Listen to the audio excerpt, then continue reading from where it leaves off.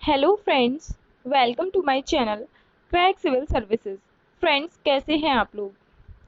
इस video series में हम मॉडर्न इंडियन हिस्ट्री डिस्कस कर रहे हैं। इससे पहले मैंने आप लोगों को 30 लेसन्स प्रोवाइड करा दिए हैं। हमने मॉडर्न इंडियन हिस्ट्री को एकदम स्टार्टिंग से कवर किया है। अगर आप लोगों ने उन लेसन्स को अभी तक नहीं देखा है तो देख लीजिएगा, लिंक मैंने डिस्क्रिप्शन बॉक्स में प्रोवाइड करा दिया है। मॉडर्न इंडियन हिस्ट्री सभी एग्जामिनेशन पॉइंट ऑफ व्यू से बहुत ज़्यादा इम्पोर्टेंट है। मॉडर्न इंडियन हिस्ट्री से काफ़ी सारे क्वेश्चंस पूछे जाते हैं, इसीलिए सबसे पहले मैंने इस सब्जेक्ट को उठाया है और आप लोगों का ये सब्जेक्ट पूरा कवर कराने वाली हूँ। अब हम जल्दी से जल्दी इस सब्जेक्ट को ख़त्म करेंगे, जिससे कि आप लोग एग्जामिनेशंस में अच्छा परफॉर्म कर पाएँ और मॉडर्न इंडियन हिस्ट्री से पूछे गए सभी क्वेश्चंस को सही कर पाएँ। फ्रेंड्स, आगे बढ़ने से पहले वीडियो को लाइक कर दीजिएगा, अभी के अभी लाइक कीजिए। मुझे ज़्यादा से ज़्यादा आप लोगों का रिस्पांस चाहिए। ज़्यादा से ज़्यादा लाइक कीजिए, अपने फ्रेंड्स के साथ शेयर कर दीजिए और आप लोग इस वीडियो को कमेंट सेक्शन में रीड एंड रिव्यू भी कर सकते हैं। तो मुझे वेट रहेगा आप लोगों के लाइक्स का, शेयर का। अगर आप लोग हमारे चैनल पर नए हैं तो प्लीज़ चैनल को सब्सक्राइब कर लीजिएगा। यहाँ से आप लोगों को time to time value added content मिलता रहेगा, जो कि आप लोगों को गवर्नमेंट जॉब एग्जामिनेशंस क्लियर करने में बहुत ज़्यादा हेल्पफुल रहने वाला है। तो फ्रेंड्स, आज का हमारा टॉपिक है beginning of Gandhian era. Gandhian era अपने आप में बहुत ही इम्पोर्टेंट है और यहाँ से हमारे काफ़ी सारे क्वेश्चंस पूछे जाते हैं। तो आज मैं इस टॉपिक को कवर करने वाली हूँ। सबसे पहले हम गांधीयन इरा के बारे में डिस्कस करेंगे, क्योंकि ये एक बहुत ही बड़ा टाइम पीरियड है, बहुत ही बड़ा फेज है।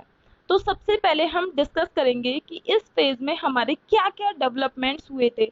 अपने आप में बहुत इम्पोर्टेंट है। इस वीडियो से 3 से 4 क्वेश्चंस हर एग्जामिनेशन में पूछे जाने वाले हैं। बहुत ही इम्पोर्टेंट वीडियो है आज की। फ्रेंड्स, स्टार्ट करने से पहले आप लोग एक बार मेरे बारे में देख लीजिए। मेरा सिलेक्शन वर्क ऑफिसर की पोस्ट पर हुआ है यूपीपीसीएस 2017 वाले एग्जामिनेशन में। मैं एक online content writer end developer भी हूँ। मैं एडुकेटर भी हूँ अनअकैडमी पर। उसके अलावा मैंने कई एग्जामिनेशंस क्लियर कर लिए हैं। मेरा मोटिव यही रहता है कि आप लोग मेरे एक्सपीरियंसेस से लर्न कर सकें और इस प्लेटफॉर्म के थ्रू मैं आप लोगों को वैल्यू एडिड कंटेंट प्रोवाइड करा सकूं, जो कि आप लोगों के एग्जामिनेशन पॉइंट ऑफ व्यू से बहुत ज़्यादा इंपॉर्टेंट है। फ्रेंड्स, अगर आप लोगों को इस वीडियो लेक्चर की पीडीएफ चाहिए तो आप लोग हमारा टेलीग्राम चैनल ज्वाइन कर सकते हैं। टेलीग्राम चैनल का लिंक मैंने डिस्क्रिप्शन बॉक्स में ऊपर ही प्रोवाइड करा दिया है। टेलीग्राम चैनल पर हम जो भी कंटेंट पोस्ट करते हैं उसकी पीडीएफ भी पोस्ट करते हैं, तो आप लोग जरूर ज्वाइन कर लीजिएगा।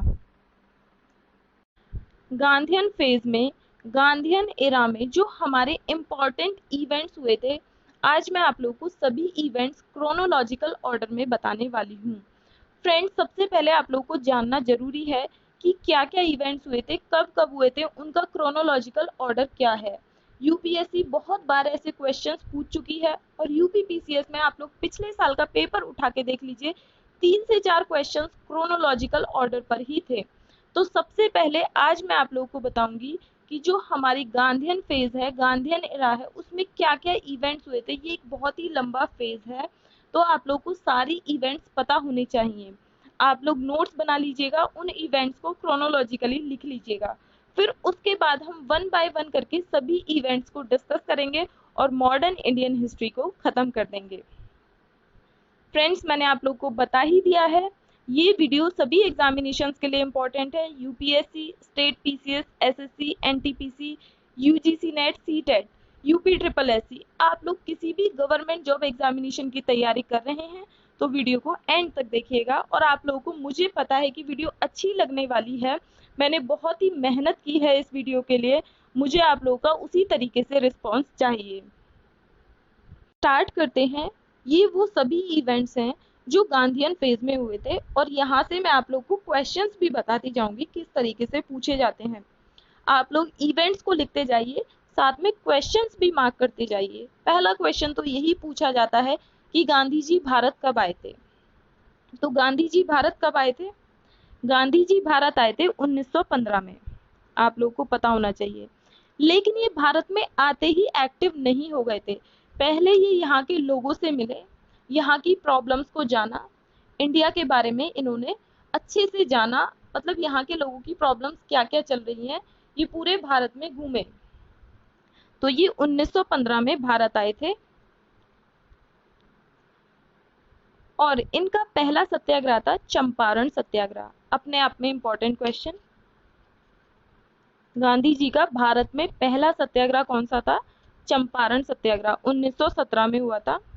आप लोग क्वेश्चन पेपर खोल कर देख लीजिए, ये क्वेश्चन कई बार पूछा गया है। फ्रेंड्स, मैं आप लोगों को एक इम्पॉर्टेंट बात और बताना चाहती हूँ, ये गांधी जी की लाइफ का पहला सत्याग्रह नहीं था। इससे पहले गांधी जी साउथ अफ्रीका में भी सत्याग्रह कर चुके थे, लेकिन ये भारत में पहला सत्याग्रह था, चंपारण सत्याग्रह। सेकंड इंपॉर्टेंट इवेंट आ जाता है अहमदाबाद मिल स्ट्राइक, जो कि 1918 में हुआ था।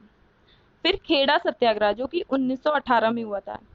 इन तीनों इवेंट्स को क्रोनोलॉजिकली बहुत ज़्यादा पूछा जाता है। दूसरा क्वेश्चन आप लोग का ये बन जाएगा, इन तीनों इवेंट्स को क्रोनोलॉजिकली पूछा जाएगा।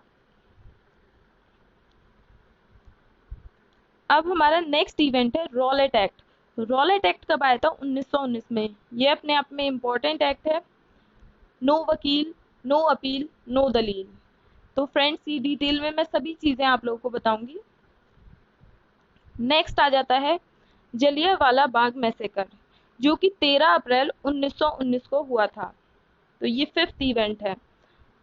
और इन दोनों इवेंट्स को भी, इनके साथ कुछ और इवेंट्स अभी हम आगे देखते हैं, उनको मिलाकर क्रोनोलॉजिकल ऑर्डर में लगाने के लिए आता है। कई क्वेश्चन से आप लोग क्वेश्चन पेपर उठाकर देखिए, तब आप लोग को पता चलेगा कि मैं आप लोग को क्या चीज कहने की कोशिश कर रही हूँ। नेक्स्ट इवेंट आ जाता है खिलाफत मूवमेंट। खिलाफत मूवमेंट आया था 1919 में। अगला आ जाता है नॉन कॉरपोरेशन मूवमेंट, यानी कि एनसीएम। इसे असहयोग आंदोलन के नाम से भी जाना जाता है। यह आया था 1920-1922 में। उसके बाद आ जाता है हमारा चौरी चौरा इंसिडेंट। चौरी चौरा इंसिडेंट अपने आप में इम्पोर्टेंट है और ये आया था 1922 में। फिर स्वराज पार्टी का फॉर्मेशन हुआ 1923 में। स्वराज पार्टी का फॉर्मेशन 1923 में हुआ था। साइमन कमीशन आया 1927 1927 में। मैंने आप लोगों को बताया कि 1927 में साइमन कमीशन आया था। साइमन कमीशन में कोई भी इंडियन मेंबर नहीं था, इसलिए साइमन कमीशन को इंडियंस ने बॉयकॉट किया और गो बैक साइमन जैसे नारे लगाए। उस टाइम पर हमारे सेक्रेटरी ऑफ स्टेट थे बिर्किनहेड। बिर्किनहेड ने इंडियंस को चैलेंज किया और उसी चैलेंज का जो रिजल्ट था वो थी हमारी नेहरू रिपोर्ट। नेहरू रिपोर्ट आई थी हमारी 1928 में।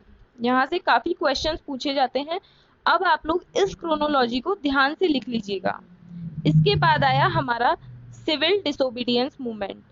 इसे हम शॉर्ट में सीडीएम भी कहते हैं। सिविल डिसोबीडियंट मूवमेंट 1930 से लेकर 1934 तक चला और इसी के बीच हमारी राउंड टेबल कॉन्फ्रेंसेस हुई। यहाँ से क्रोनोलॉजी बहुत इंपॉर्टेंट हो जाती है।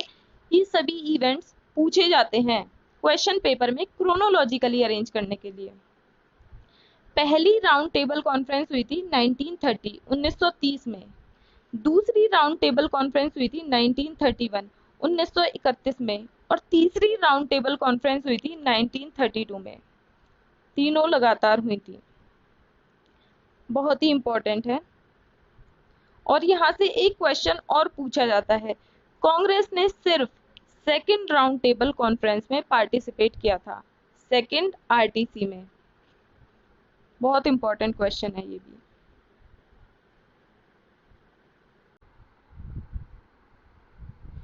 नेक्स्ट इंपॉर्टेंट इवेंट है कम्युनल अवार्ड। कम्युनल अवार्ड हमारा आया था 16 अगस्त 1932 को। ईयर इंपॉर्टेंट है, आप लोग तभी क्रोनोलॉजिकली अरेंज कर पाएंगे। फिर आ जाते हैं हमारे national movement during second world war. National movement में क्या प्रोग्रेस हुई सेकेंड वर्ल्ड वॉर के टाइम पर? कुछ हमारे इवेंट्स थे, जैसे कि कांग्रेस की मिनिस्ट्रीज ने रिजाइन कर दिया था, उसके अलावा इंडिविजुअल सत्याग्रह वगैरह। सारी चीजें इसी के अंडर में कवर हो जाएंगी। देखते हैं आगे। अगस्त ऑफर आया था 8 अगस्त 1940 को। फिर आ जाता है हमारा इंडिविजुअल सत्याग्रह, क्योंकि अभी हमारी वर्ल्ड वॉर चल ही रही थी, second world war on going थी। फिर आता है क्रिप्स मिशन आता है 1942 में, क्योंकि अब इंडियंस डिमांड कर रहे थे कॉन्स्टिट्यूएंट असेंबली की, तो ये सारी डिमांड्स के बारे में ये सभी मिशंस भेजे गए थे, डिटेल में बताऊंगी मैं आप लोगों को। फिर फाइनली आ जाता है गांधी जी का क्विट इंडिया मूवमेंट, भारत छोड़ो आंदोलन 1942 में। 1942 में स्टार्ट होता है ये मुंबई के ग्वालियर टैंक से और 1944 तक चलता है। तो ये क्विट इंडिया मूवमेंट बहुत ही इंपॉर्टेंट है। नेक्स्ट इवेंट है सीआर फॉर्मूला और राजाजी फॉर्मूला। सीआर फॉर्मूला हमारा आता है 1944 में। फ्रेंड्स, अगर आप लोगों को इस कंटेंट की पीडीएफ चाहिए तो हमारा टेलीग्राम चैनल ज्वाइन कर लीजिएगा। टेलीग्राम चैनल का लिंक मैंने डिस्क्रिप्शन बॉक्स में प्रोवाइड करा दिया है। वीडियो थोड़ी सी भी अच्छी लगी है तो लाइक जरूर कीजिएगा। तो हम बात कर रहे थे राजाजी फॉर्मूला की। राजाजी फॉर्मूला 1944 में आया था। इसके बाद आता है हमारा Wavell plan and Shimla conference. Wavell plan या फिर शिमला कॉन्फ्रेंस 1945 में आई थी। कैबिनेट मिशन आता है 1946 में। फिर हमारी इंटरिम गवर्नमेंट बनती है। इंटरिम गवर्नमेंट कब बनती है? 2 सितंबर 1946 में। यहाँ से बहुत इंपॉर्टेंट हो जाते हैं, ये क्रोनोलॉजी बहुत ही इंपॉर्टेंट है, ये यहाँ से क्वेश्चन पूछ चुके हैं। Wavell plan, cabinet mission, Mountbatten plan, CR formula, ये चारों ही इवेंट्स पूछे जा चुके हैं यूपीपीसीएस में। फिर फाइनली आ जाता है हमारा माउंटबेटन प्लान 1947 में।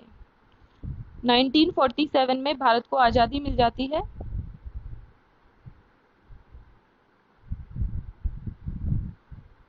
और आज़ादी कब मिलती है? इंडियन इंडिपेंडेंस एक्ट के तहत। इंडियन इंडिपेंडेंस एक्ट आता है 1947 में। और फिर फाइनली हमारा रेडक्लिफ बाउंड्री कमीशन।